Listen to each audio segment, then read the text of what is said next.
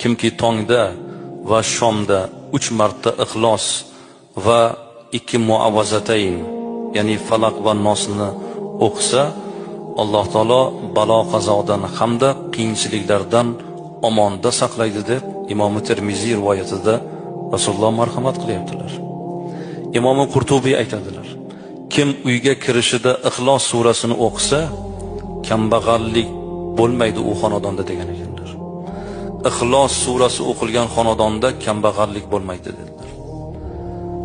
Ibn Najjor aytadilar: kim safarga chiqish oldidan 11 karra Ixlos surasini o'qisa, Alloh u safardan qaytib kelguniga qadar uning uyini muhofaza qiladi deb bu zot marhamat qiladilar.